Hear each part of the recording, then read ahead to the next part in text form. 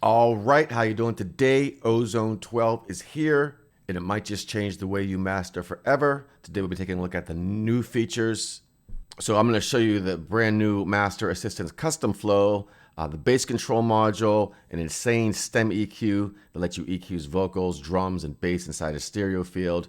And for the first time ever, the Unlimiter that can actually undo overcompression. And there's a lot more, including the IR65 limiting algorithm.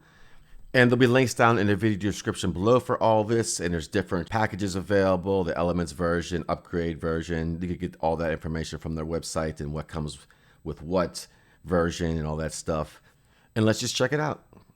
All right, so the first thing we're gonna test out here is the customization. We just click on where this analyze thing is up here. And as before, we have the auto master, or we could customize it. Now, some things added into here. These are options we have. You want to set your targets. We can also add a reference track here. Just click there and add in a song or whatever. You can also set favorites over here by the hearts. They did add some other targets in here where they have some more, like where there's EDM and drum and bass, dubstep and stuff like that, more specifically for those kind of genres and other genres here as well. So a lot more targets added in and that kind of stuff. And then we have the processing. We can choose what processors we want to use. We could use them all if we want, or we could disable ones. And then we have an intensity slider over here. So we can start it all the way very subtle, and then transparent, balanced, and bold, or transformative, depending on the track that you're working on. We have our maximizer set here. We have our loudness set at -9. Output level, we could have a true peak switch here. And then we also have analyze time, where we can either switch to bars. We can go up to 32 bars, analyze 32 bars of music, or we can go 8 seconds up to 60 seconds of music. So basically a minute, or we can just leave it as default or what have you. Let's just do 2 bars for this. And we can save a default setting for our particular workflow if we want to save something. Right now, we'll just do full on assistance and see what happens here. I'll put game match on here, go back to here. Start analyzing the track. Stirring up emotions, no more meltdown, no more saying that you want to when you know it's a lie, no more questioning my answers, no more wondering why, no more, stirring up emotions, no more meltdown. So there we have our before and after. We'll bypass it. Stirring up emotions, no more meltdown, no more. What it did. Stirring up emotions, no more meltdown, no more saying that you want to when you know it. And that's a good starting point for us. Of course, we have our total balance here we could mess around with. Go back to this setting here, and we can just go through here and make our adjustments as needed. We could delete stuff and all that kind of stuff. Pretty cool. Now, let's check out some of the new modules here. First one I'm going to take a look at is bass control here. Now, this particular song, the bass, the low end is kind of just gone. Let me just play the song here without the plugin. Stirring up emotions, no more meltdown, no more saying that you want to when you know. So it could definitely use some low end here. Now, the cool thing about this plugin, or this module, if you will, this balance thing over here, it's telling me, this is without even hearing it, that the bass is very light. And the punchiness is kind of good. It's kind of right almost in the center. I could bump it up a little bit here. These are like, it's too light or it's too heavy. And then this little indicator here is where you would make your adjustments, and it kind of bounces that up. Even at the strongest 10 point, I'm still getting into the center here. So this is really working that bass. But don't worry, we're going to hear it in a second here. It's not doing too much stuff. I mean, it's doing stuff, but it's not overpowering it, I should say. And then also here we have this frequency cutoff range. So I have it at 120 hertz right now. And then this little graph down here, or meter, if you will, is showing you what's going on in your low end. These are probably kick drums, these spikes. Now we have this sustain power and this peak control. So basically the sustain power here is you got your threshold and you got your level And you got your dirty and clean. This is kind of like where you're going to add in harmonics and stuff. So when it's playing on smaller speakers, you're going to still get that bass tone coming through. And then your peak control here is basically a limiter. And then the dirty side is going to be more of like a hard clipper. And this is going to be the clean side, more of, I guess, like a soft clipper, if you will, or less clipped. And then you have this threshold here. You can see the meters on the screen there bouncing up and down for both the threshold and the sustained power. I haven't really messed with it too much, but I'm just explaining a little bit what it does here, and you can check out their website for more details. Let's just play it here and we'll do before and after. Stirring up emotions, no more meltdown. No more saying that you want to when you know it's a lie. No more questioning my answers, no more wondering why. You see how that low end just comes right in, it's back in the mix, and it's not overpowering it or anything. It's kind of perfectly where it needs to be.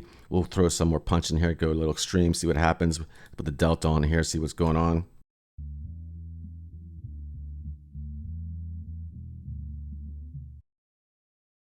Again, before. Stirring up emotions, no more meltdown. No more saying. Turn it on. Stirring up emotions, no more meltdown. No more saying that you want to when you know it's a lie. No more questioning my answers, no more wondering why. Now when I turn the sustain power on, you can see it's getting even a little more boomier. So we have to kind of adjust that to our taste. Stirring up emotions, no more meltdown. No more saying that you want to when you know it's a lie. No more questioning my answers, no more wondering. And that is the bass control module. Very, very cool indeed. Let's go to the stem EQ. So we have the vocal track, the bass, and the drums and other. So if we just solo the vocals, we've got this. Stirring up emotions, no more meltdowns. No. So we can make adjustments just to the vocals, just to the bass track, drums, and other. So say, for example, we want to add some air or whatever to this vocal. We can just do this. Stirring up emotions, no more meltdowns. No more saying that you want to when you know it's a lie. No more questioning my answers, no more wondering why. No more, no. Stirring up emotions. Obviously, I'm doing some extreme stuff here just to show you what it's doing without affecting the other instruments in the mix. So very wild stem EQ here. Let's try it on some drums as well. Stirring up emotions, no more meltdown. No more saying that you want to when you know it's a lie. No more questioning my answers, no more wondering why. No more, no. Stirring up emotions, no more meltdown. No more saying that you want to when you know it's a lie. No more questioning my answers, no more wondering why. So you can do some surgical stuff with it and get really in there, like on that kick drum right there, adding some stuff to the vocals if we need to, and just the vocals. So very, very, very cool indeed. Another cool thing with the stem EQ, this will be cool for like if you have a music loop or something that you want to experiment with and cut some instruments out, or if you have the stereo track and you have a vocal track, and there's all kinds of different situations. And also, if you're like me who produces my own music and I have the multi-tracks, I can use this as a test and say, okay, well, I need to boost my vocals a little more here. I could go right back to the vocal track and just do it in the vocal track rather than doing it on the mastering channel. So these are, designed for mastering, but it's also a very good educational thing and stuff to experiment around with and get your mixes even sounding better. Same with the bass control here. I could have boosted my bass in the mix better. This is just the 2-track I'm using, but whatever. And then we have the Unlimiter. Now, I haven't really messed with this one too much, But the idea is here is if you have something that's over compressed or over limited, if you will, you can kind of add transients back in by using this module. It's kind of like exactly what it says, an unlimiter. It undoes what's been done to it. So it's very interesting. You learn threshold here, which in this particular song, it's not really doing much because it's not really too compressed or whatever you want to call it, too limited. Yeah, that makes sense. All right, so on the maximizer here, we have the new IRC5 as well.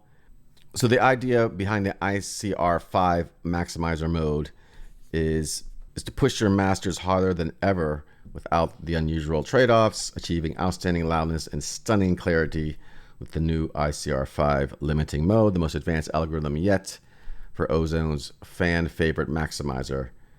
And then there's a bunch of other improvements they made to other things in here as well. The stem splitter, for example, the new target zones for your masters and stuff like that.